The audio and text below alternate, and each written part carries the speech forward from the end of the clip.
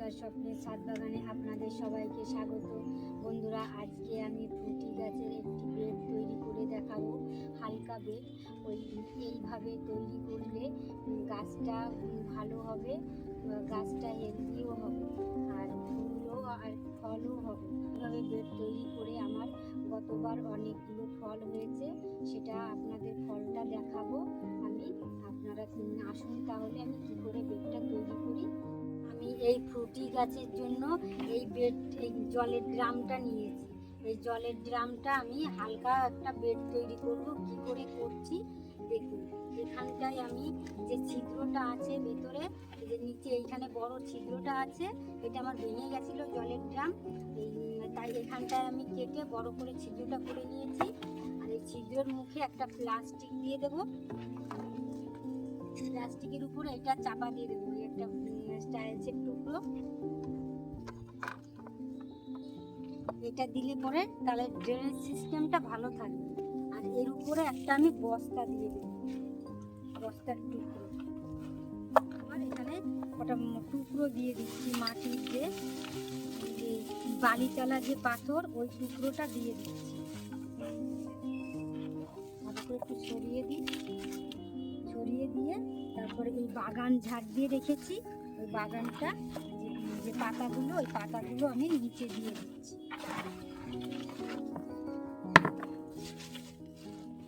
বাগান ঝাড় দিয়ে আমি আলাদা পাতা রেখে দিই।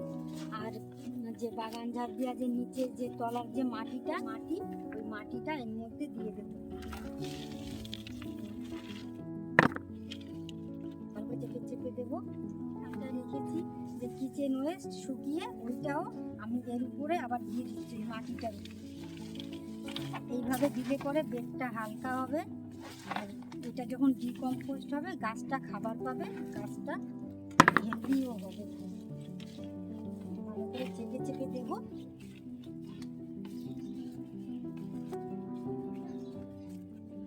তারপর এর উপরে আমি একটু মাটি দিয়ে দেবো। সার আর পুরোনো যে টবের মাটি, ওই মাটিটা দিয়েই আমি তৈরি করেছি। এই মাটিটাই আমি কিচেন ওয়েস্টের উপরে দিয়ে দেবো।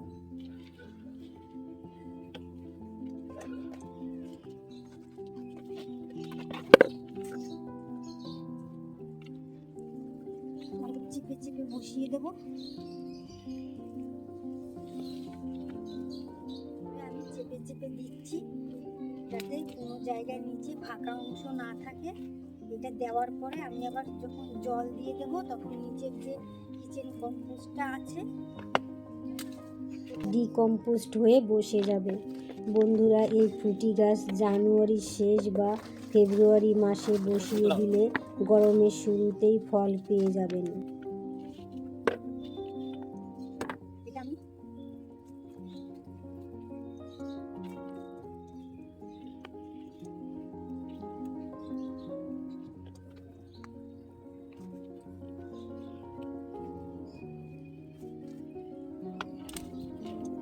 আমি ভালো করে চেপে চেপে বসিয়ে দিয়েছি যাতে নিচের অংশে ফাঁকা না থাকে বা এয়ার বাবল না থাকে। আর এইখানে আমার মাটিটা চেপে দেওয়া হয়ে গেছে। তারপর আমি জল দিয়ে দেবো। জল দেওয়ার পরে আমি যখন গাছটা, এই যে আমার এইটুকু হয়েছে, গাছটা বসিয়েছি যে ফ্রুটির গাছটা সবে 2 পাতা বেরিয়েছে, যখন অনেকটা একটু বড় হবে তখন আমি এই বেডে বসাবো। যখন আপনাদের সামনে আমি তুলে ধরবো আমি কী করে বসাচ্ছি এই বেডটা। কারণ এইভাবে বসিয়ে আমি গতবার ফল পেয়েছি, আর পাকা ফল পেয়েছি আমি গাছে। আর আপনাদের সেটা আমি থাম্বনেইলে আমি দেখাবো যে কীরকম ফলটা আমার হয়েছে, আপনারা দেখে নেবেন। আমি এইভাবেই বেড তৈরি করে আমি ফলটা করি। সকল বন্ধুরা আমার এই ভিডিওটি দেখলেন, তাদের অসংখ্য ধন্যবাদ। আর এই ভিডিওটি যদি আপনাদের ভালো লাগে তাহলে লাইক, কমেন্ট, শেয়ার করবেন। ফেসবুকে দেখে থাকলে ফলো করবেন, আর ইউটিউবে দেখে থাকলে সাবস্ক্রাইব করবেন।